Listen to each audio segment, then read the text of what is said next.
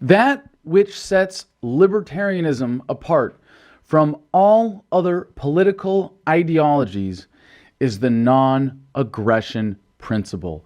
The simple idea that because you are a free, beautiful, independent human being, it is morally wrong for any other human being to initiate force against you if you are acting peacefully and properly exercising your property rights without violating the rights of others. Simple as that.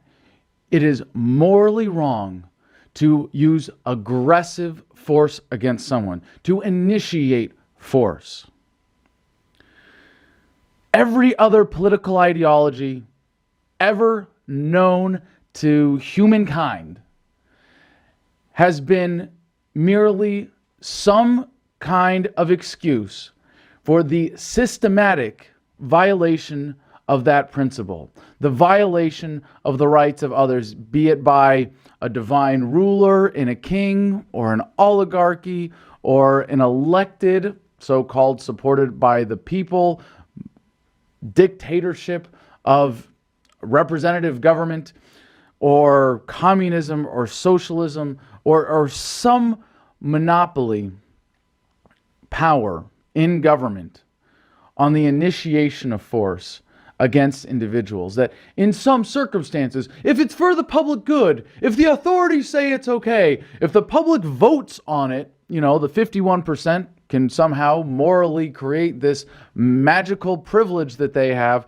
to initiate force and violently impose their will on the other 49%.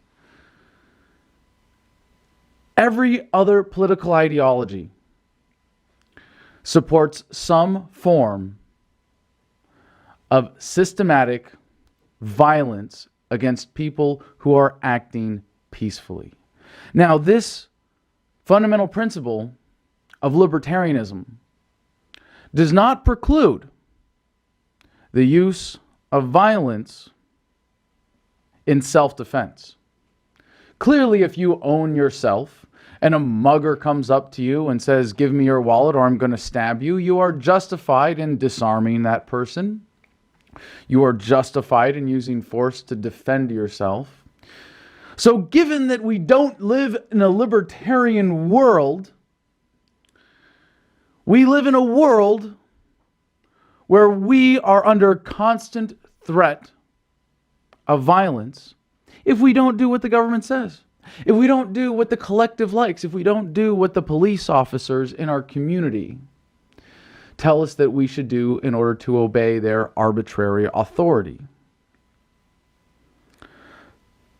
So if these moral principles that apply at the individual scale apply to the larger scale, because it always comes down to individuals, in the sense that there is no such thing as government. It is a group of individuals in a variety of costumes with guns and badges and fancy hats and well-written laws intended to give them the perception that they are somehow morally justified in using force and violence against people acting peacefully. But when it comes down to it, it's the enforcement of government policies where the rubber hits the road that the immorality occurs. For a police officer to arrest you for something that is a non-crime, because if there's no victim, there's no crime, is the moral transgression.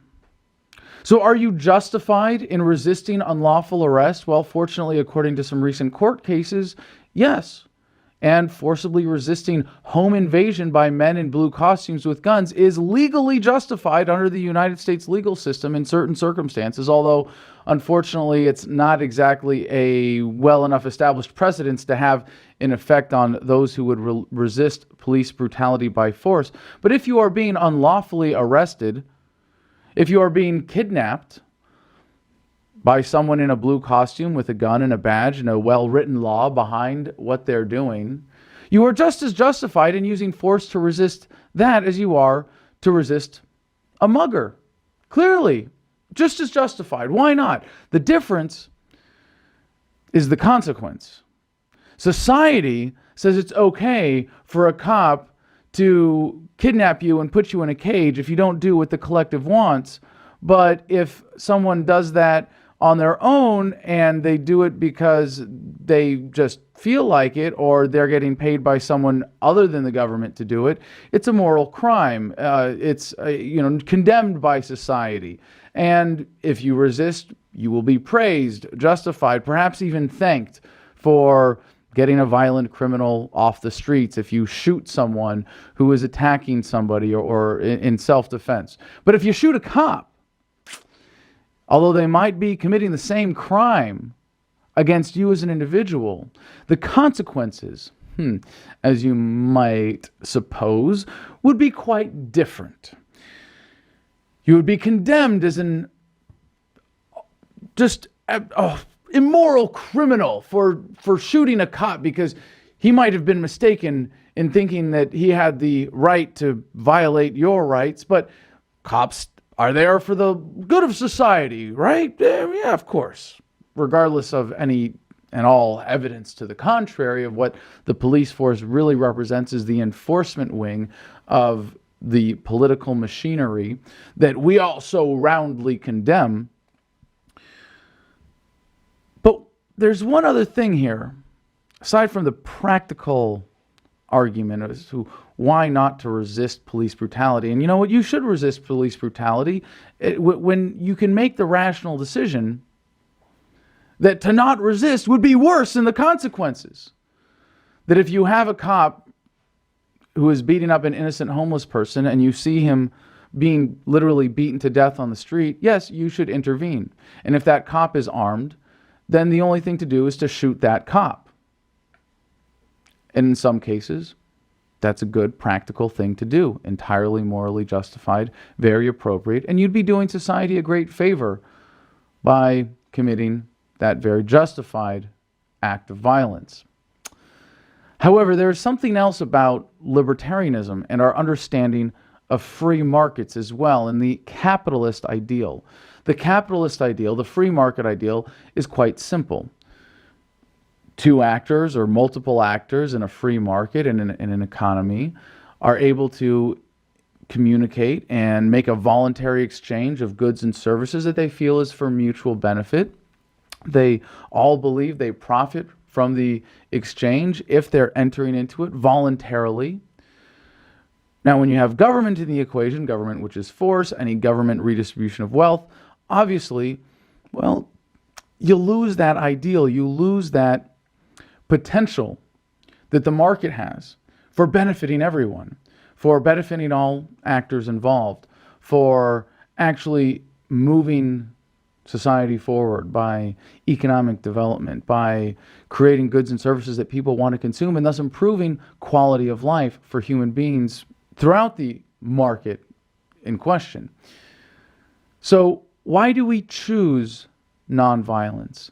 And remember, when a liberal hippie protesting the war sits in a street corner and refuses to move and is engaged in civil disobedience that is nonviolent, they're not really choosing nonviolence.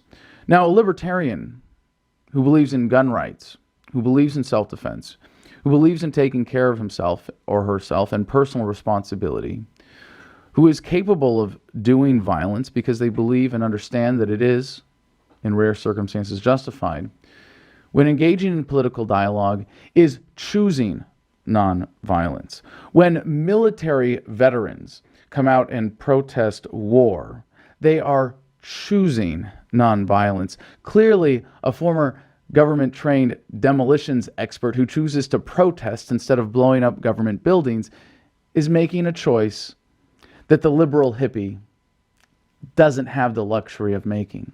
The ironic thing is that the liberal activists who so praise nonviolence in their activism are actually using nonviolent persuasion, perhaps emotional bullying even, to advocate for more violence from the government. When they say that the government should do this or do that, they are saying that violence should be done against people who are acting peacefully so that their money can be spent on things that they can't be persuaded their money should be spent on. Remember, force is always a poor substitute for persuasion. So when confronted with a mugger with a knife pointed towards you, you could, and be entirely justified in doing so, rush him, grab the knife out of his hands, subdue him.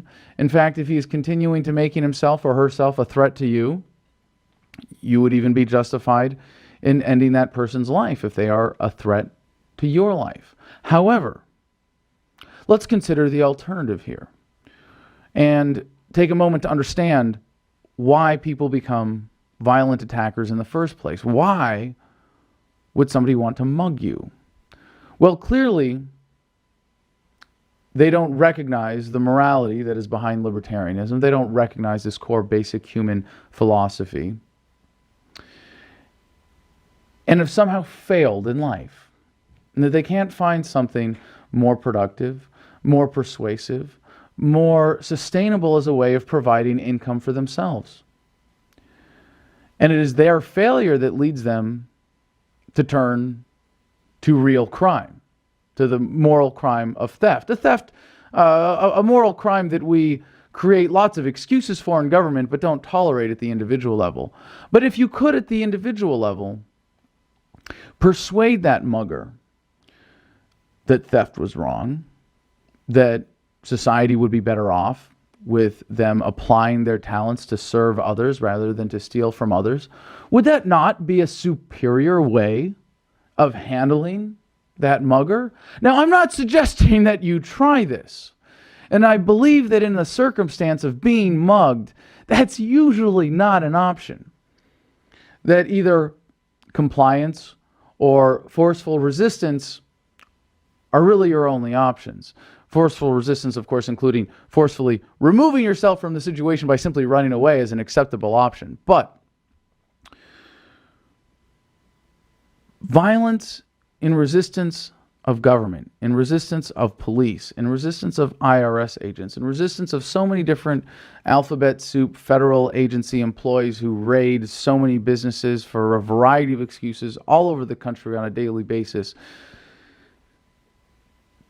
Could they be persuaded? Is it justified to use force and resistance? And you know what? When I hear about these raids for marijuana, for business violations, for guitar companies using the wrong woods, for various violations of the EPA regulations, or whatever the case may be, I keep thinking, what if one of those dispensaries had adequate security? What if they just had a steel door on their building that they could simply make themselves immune to this violence from government and they could resist that way? Surely it would be justified to at least resist peacefully, non-violently, by putting up a protective barrier, by preventing them from entering, from doing force against you. But at the same time, would it not be justified if your home or your place of business is suddenly surrounded by a dozen men in black costumes with guns, threatening to kill you,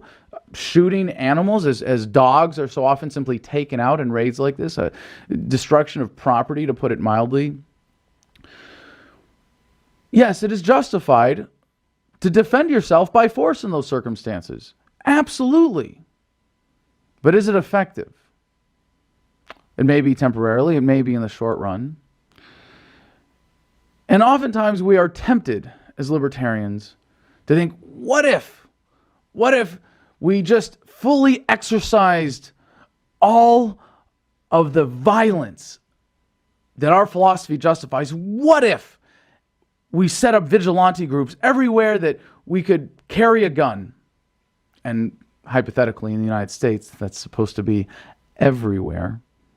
And what if we just watched the police? And what if every single time they initiated force against people acting peacefully, they got shot? What if every politician, and this is a little fuzzier in terms of the moral philosophy grounds, who advocated force and violence or advocated for war, what if they were taken out? Or what if the soldiers who were getting on airplanes going to Afghanistan to oppress people in a far-off land for no better reason than they were ordered to by the President of the United States and given a nice salary, what if they were shot? I don't think anybody's actually asking that question, but certainly, We must ask it to fully examine this moral question about whether violence in the resistance of government, or in order to overthrow tyranny, or to bring about effective change to make the world a better place for our children, a more free place, is justified. We should ask these questions. And libertarians, we so often hearken back to the founding of America, the violence that was the American Revolution, the resistance of the British tyranny by force certainly had some positive consequences. But might there have been a better way? Might there have been a nonviolent way? Possibly. But using the argument from effect here with justified uses of force, that's the only way to decide whether you should use force or you should use the always superior persuasion. And if it were somehow possible in that day and age to persuade King George III to no longer oppress the colonies, certainly that would have been superior. In fact, the founders attempted that. Was that not the Declaration of Independence? An attempt to peacefully, by using our words and our communications, assert our independence without having to resort to violence? If we simply said, well, we're justified in using violence, we're not going to declare independence, we're going to declare war. But no, we declared independence and let the monarchy create the war. And then we acted in self-defense. Certainly appropriate, certainly a morally justified use of force, certainly a good effect if you look at the free-ish society that resulted for a temporary time being until under the Articles of Confederation, until we screwed it up royally with the Constitution, that anti-freedom document which instituted more government and created the Leviathan of a federal government that we face today as the greatest enemy of freedom. And we wonder now, is violence justified? Will the time come for violent revolution? I don't think so. I don't think we will ever get to that point. And it's an important question to ask because clearly the violence is justified morally. Absolutely. We live under a violent tyranny, a government that imposes its will on us by force, and we are absolutely justified in every act of resistance that we use. Absolutely. But is it wise? Is it optimal?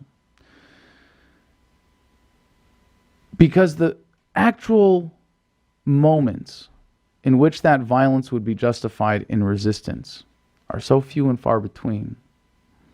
We have a much greater problem in front of us. Because it's not just that there are a few government agents who think that this is a good idea for them to be able to use force against people who are acting peacefully. We are up against 330 million Americans, the majority of whom believe that violence against people acting peacefully is justified. So I can't see in any way, until we get to the point where that's the minority anyways, and that minority maybe controls a few guns, and we, the majority, can come in and use violence to quash that violent minority. Perhaps then. But until then. And I don't think it will be necessary, because I think people are smarter than that in this day and age. I would like to think that the internet gives us the ability to see the truth, that the empowerment of the internet leads to liberation, that we will always be more effective. And not just sticking to our deals, the ideals of the non-aggression principle, and the justified use of violence dictated by that when it's in self-defense. But we do an even greater service to humanity and to our cause and to ourselves as individuals who care about living well and enjoying the freedoms that we all naturally enjoy, that the government can never take away, no matter how much they try.